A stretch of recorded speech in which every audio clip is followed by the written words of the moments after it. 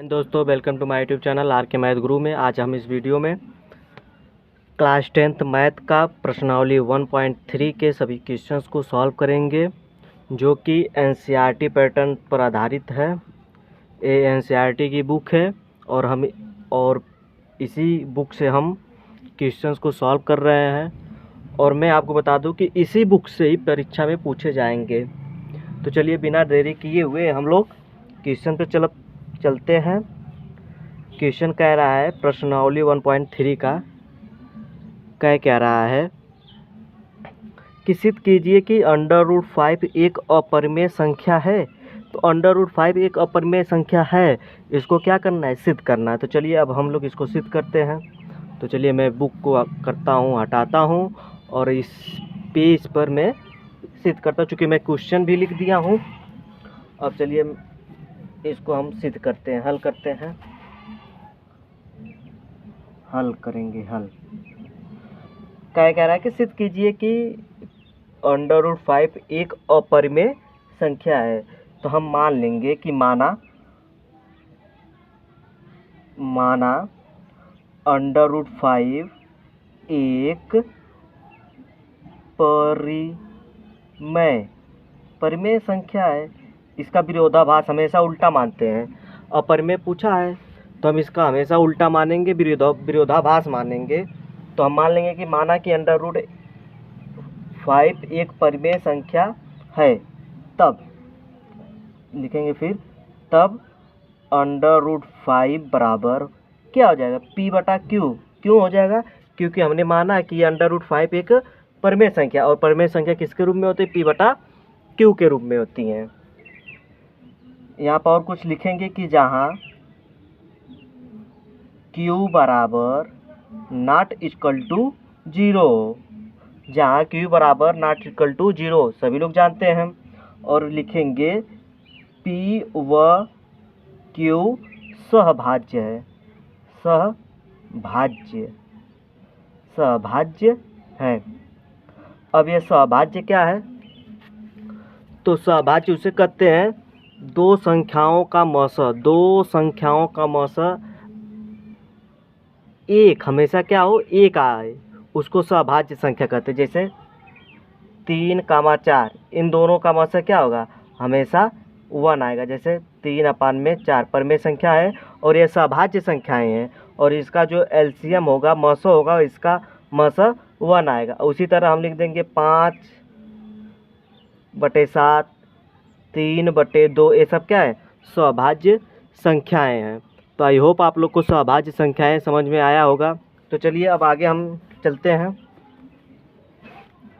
तो हम लिखेंगे, अब इसके आगे हम ये क्या है, जहाँ Q नॉट इक्वल टू 0 और P और Q क्या है, सहभाज्य है।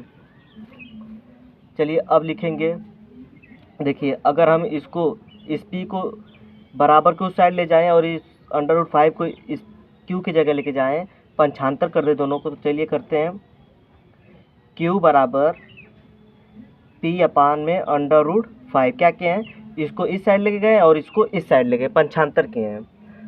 फिर उसके बाद हम लिखेंगे कि इन दोनों पक्षों का वर्ग करने पर क्या, दोनों पक्षों का वर्ग करने पर, दोनों पक्षों का वर्ग करने पर।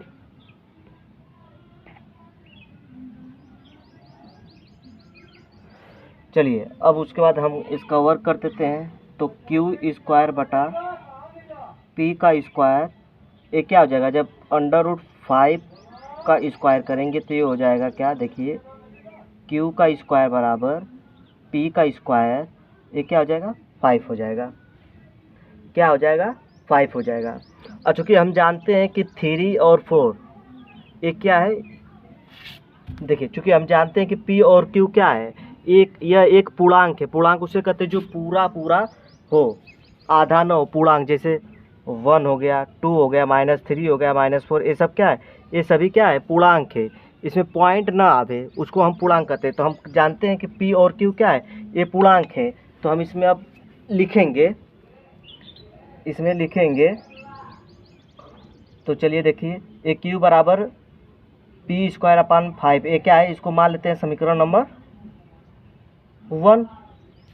तो हम लिखेंगे यदि, चूँकि Q क्या है, Q P और Q क्या है, पूर्णांक है, तो हम बोलेंगे कि Q एक पूर्णांक है। तब जब Q एक पूर्णांक होगा है तो क्या है, Q स्क्वायर भी पूर्णांक होगा। कहने का मतलब है यदि 3 पूर्णांक है तो 3 का वर्ग भी क्या होगा, पूर्णांक ही होगा। तो हम लिख देंगे कि Q स्क्वायर क्या है, Q स्क्वायर भी पूर्णांक होगा। Q स्क्वायर भी क्या होगा, पूर्णांक होगा। Q स्क्वायर भी पूर्णांक होगा। तो जब देखिए Q स्क्वायर भी पूर्णांक होगा तो इसका मतलब ये अगर पूर्णांक है तो इसके बराबर ये है, तो ये भी पूर्णांक होगा। यदि Q स्क्वायर अगर पूर्णांक है तो इसके बराबर P स्क्वायर अपन 5 है, तो ये भी पूर्णांक होगा। तो हम लिख देंगे कि P square 5, P square upon में 5, P स्क्वायर अपान में 5 भी पूर्णांक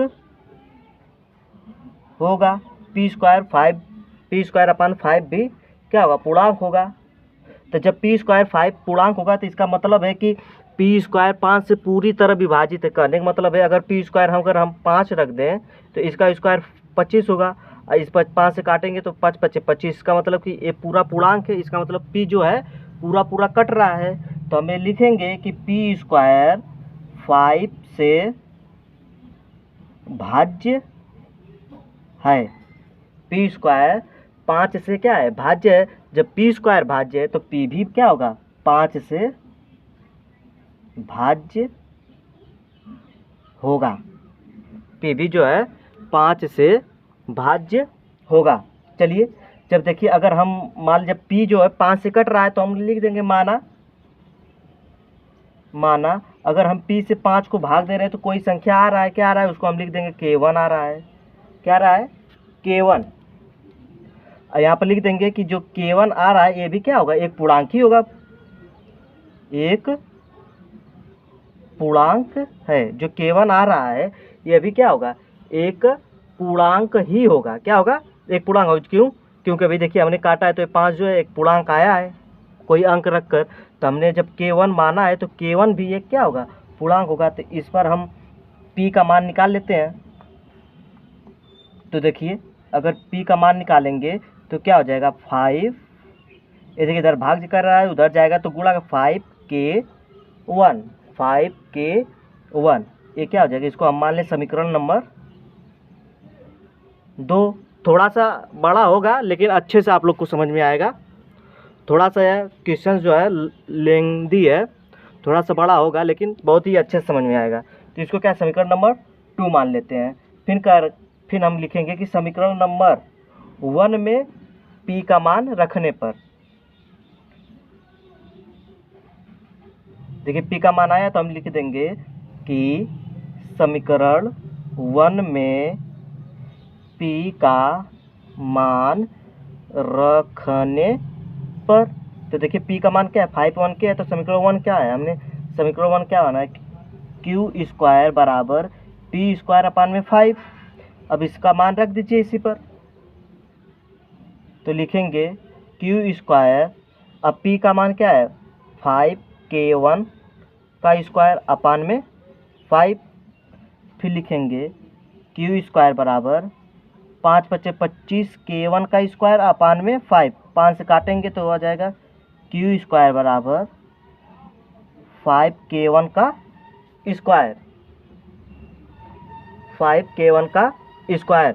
अब इधर से अगर हम K1 स्क्वायर का मान निकाल लेते हैं, इधर से हम K1 स्क्वायर का मान निकालेंगे तो क्या हो जाएगा, 5 अपान में, देखिए अगर K1 स्क्वायर का मान निकालें 5 इधर है तो Q स्क्वायर अपान में 5 हो जाएगा।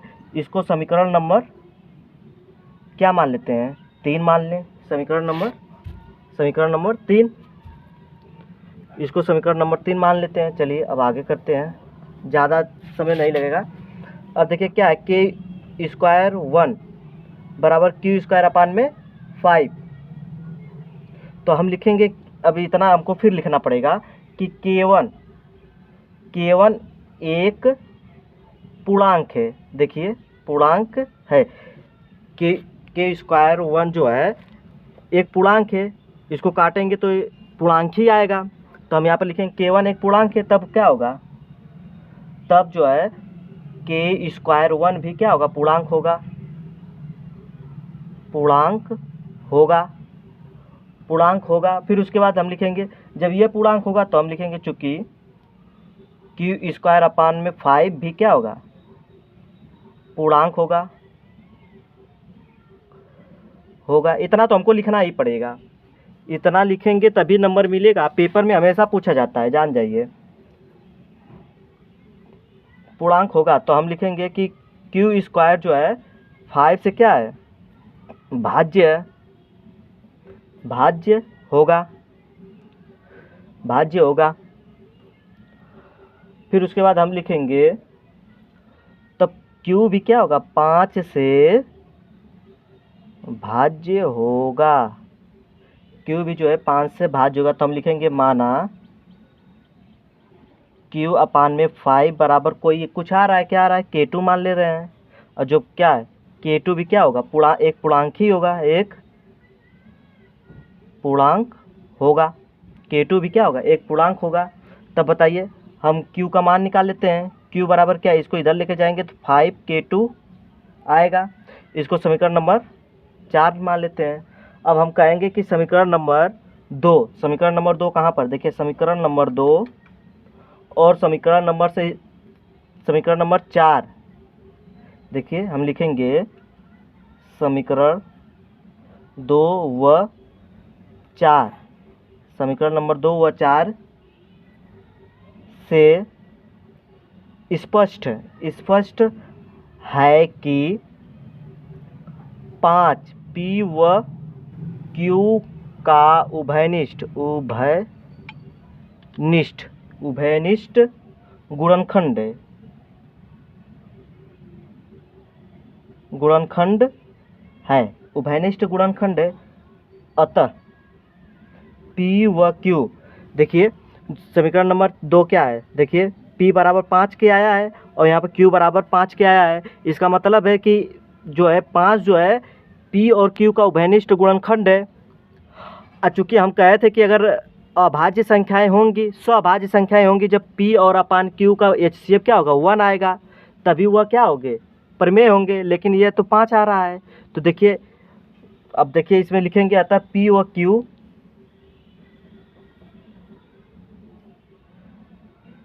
सहभाज्य जो है, सहभाज्य नहीं है।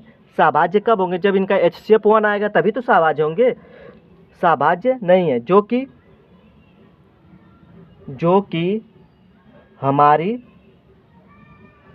हमारी जो पूर्ण कल्पना हमने किया था कि √5 एक प्रमेय संख्या है, तो वह क्या है, हमारी जो पूर्व कल्पना क्या है, गलत है या विरोधाभास है। पूरे कल्पना का विरोधाभास है। अतः हमारी पूर्व कल्पना जो है गलत है। इसलिए